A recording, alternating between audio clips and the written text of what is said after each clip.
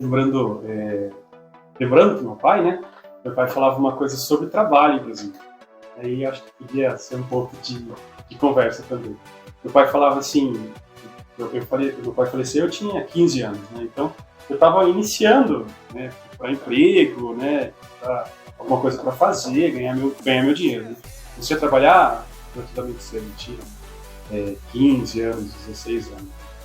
E aí meu pai falava, né, você não pode procurar emprego, você tem que procurar serviço. Tudo bem, né? A gente não entende na hora, né? Na verdade, eu só fui entender agora que eu fui estudar um pouquinho sobre o tema, né? E aí eu vi uma explicação sobre isso, e eu falei, olha, faz sentido o que meu pai falava. A gente não pode ver o nosso trabalho como um trabalho em si. O trabalho não tem muita serventia, mas um serviço tem. Porque todo trabalho em si tem que ser um servir a alguém. Ele não pode ser em si um trabalho. É um trabalho, né?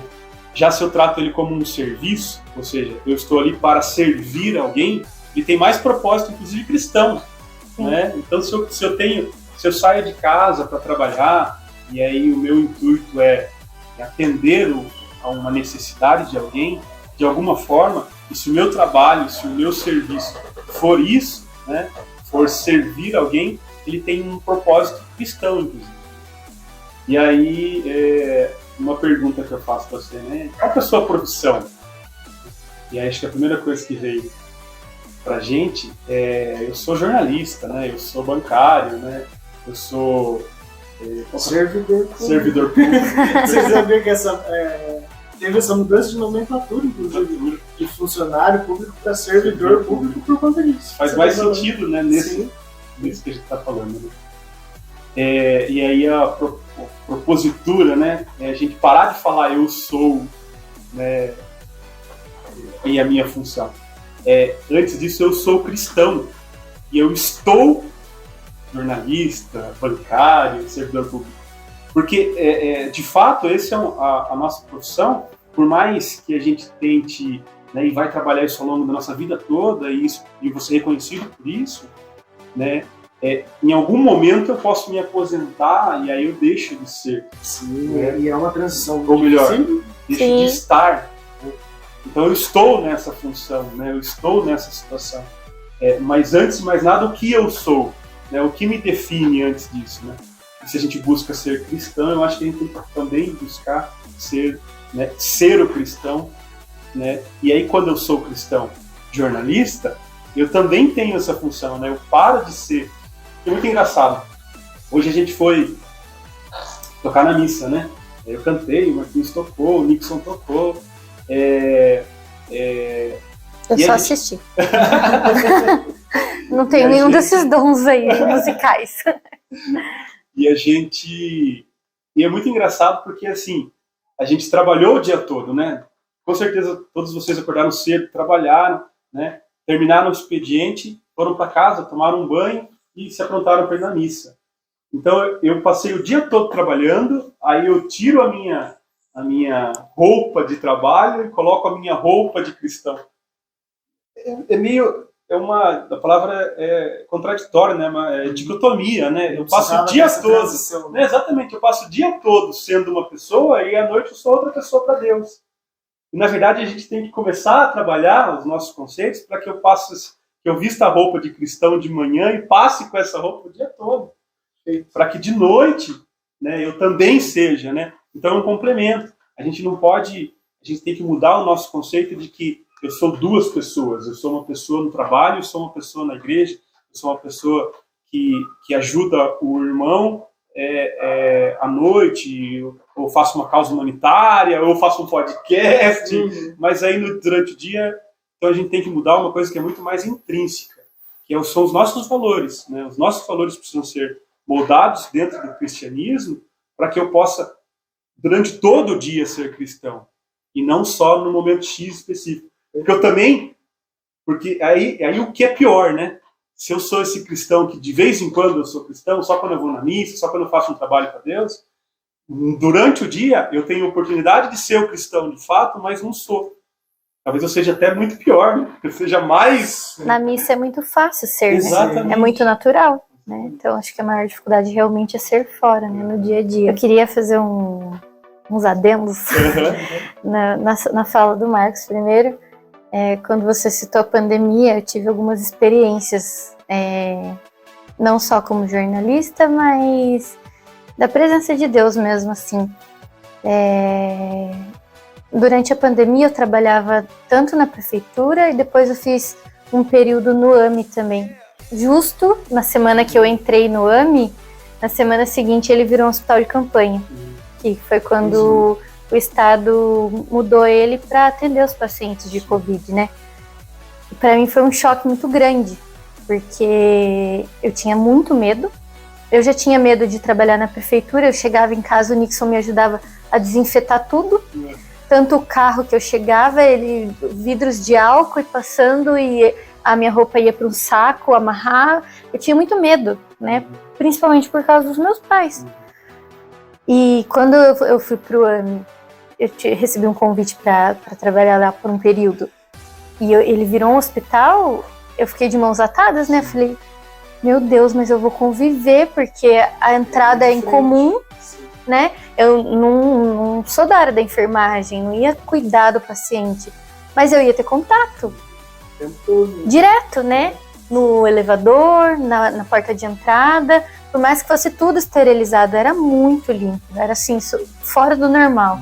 A gente não podia tirar a máscara para nada, a gente trocava constantemente máscara, e era tudo muito higienizado, mas tinha o medo, tinha o risco.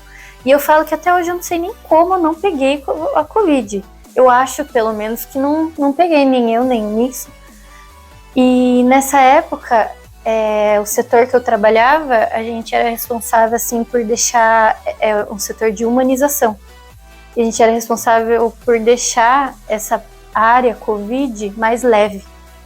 Então, o primeiro passo que a gente fez foi deixar mensagens positivas, mensagens de Deus, sem religião, mas a gente decorou mesmo. Eu tenho as fotos guardadas em casa, porque eu guardo com muito carinho esse período que eu fiquei no AME, que se as meninas estiverem assistindo também, elas sabem que eu amo muito aquele lugar. E um abraço pro pessoal do AME. Pro Fábio, pra Tainara, pra todo mundo. Trabalham lá e me encheram de orgulho nessa pandemia, que não é fácil, né? Não deve ter sido fácil. Por exemplo, você que conviveu lá, sabe que não foi fácil. Mandar um abraço aí pro João e pro Gabriel. E aproveitar e fazer um agrado na família. Tem um dos meninos que trabalhava comigo, qual é o nome dele, Nix? Que trabalhava comigo lá, que era do ABC também. Guilherme, que trabalha no AME também, mandar um abraço pra ele.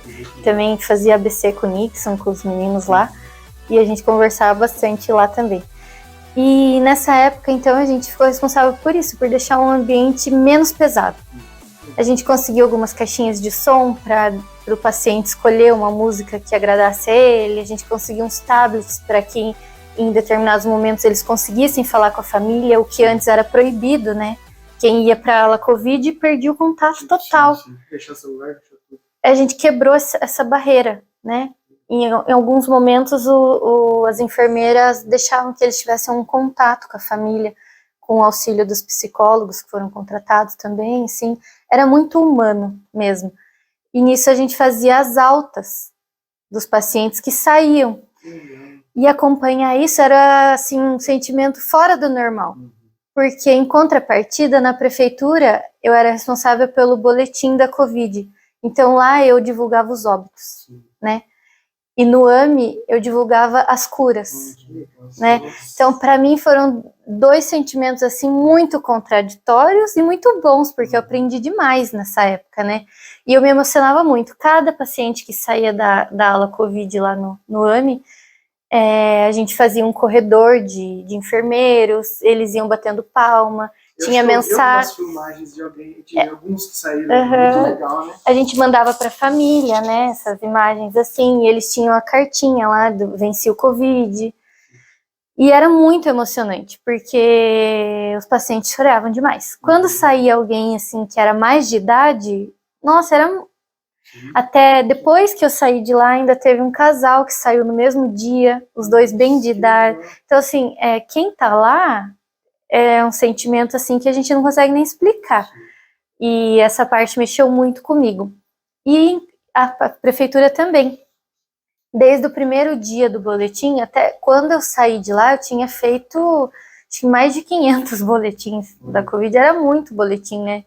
No começo não era todo dia, depois ficou todo dia. Nossa, era muita informação.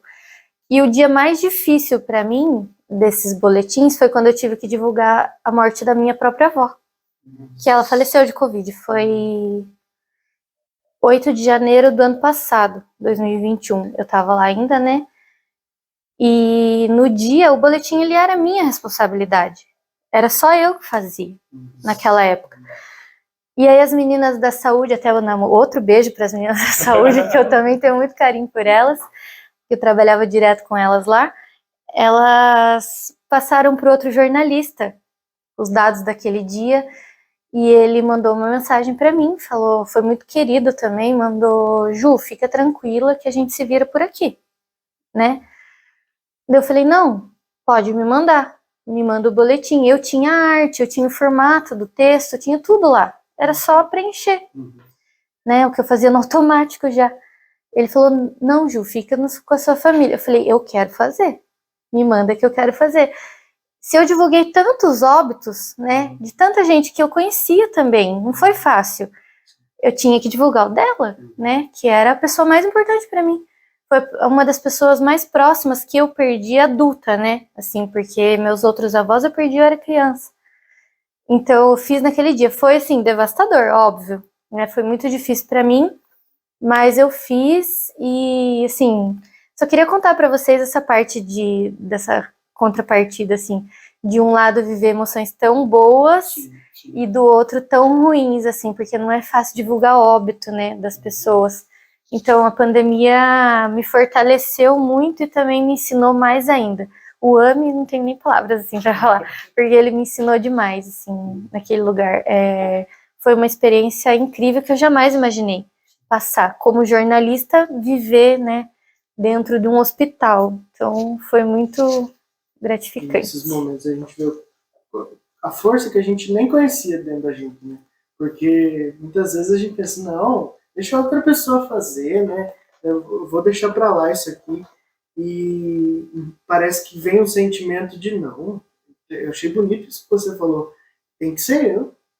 Eu vou contar essa notícia, mesmo, né, não sendo a notícia que eu queria dar, mas é minha função. E isso ajuda o processo de cura, sabe?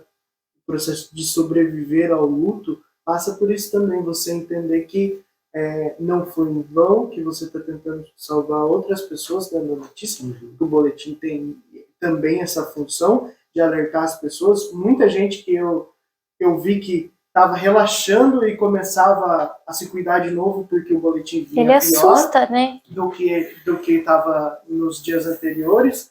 Então, quantas vidas você salvou com esse boletim? Né? Quanta gente que foi auxiliado com isso, com a profissão em si. Isso é ver a mão de Deus, né? E a gente tornar a cura das pessoas também uma coisa para celebrar, né? Muita gente ouviu falando, nasci de novo, bota uma data diferente aí na certidão de nascimento, porque muita gente entrou lá achando que não ia sair mais. Muita gente, principalmente as pessoas de mais idade, a gente via que começava a ter desespero de achar que não ia sobreviver, e graças a Deus muita gente conseguiu se recuperar disso.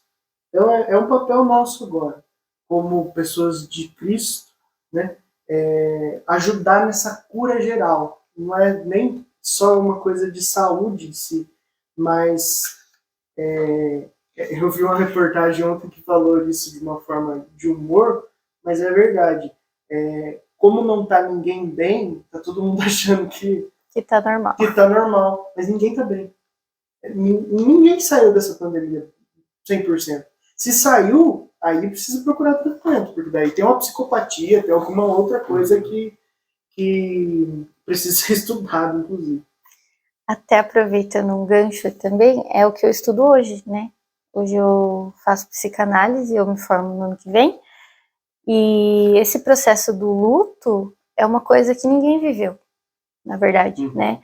Isso que é muito preocupante, assim, de a gente saber que ninguém está bem, porque ninguém se despediu, Sim. né? Não teve velório, não teve nada. No velório da minha avó, por exemplo, ainda teve 2 horas de velório, porque ela era considerada suspeita, o resultado dela saiu depois, com o caixão lacrado. Não tinha nem o vidro ali para ver o rosto dela, era lacrado. E eu lembro ainda que para minha mãe foi um choque muito grande, assim, porque ela foi perguntar na funerária, ainda para piorar a situação, como ela estava lá dentro.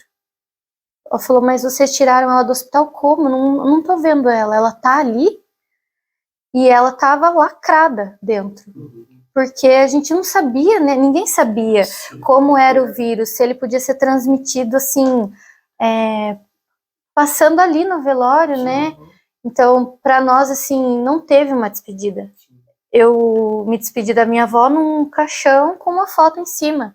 Então, ninguém teve o luto para viver. Isso que é o mais preocupante para quem é da psicanálise, psicologia, psiquiatria, todas essas vertentes da terapia. De que horas que as pessoas vão viver o luto, né?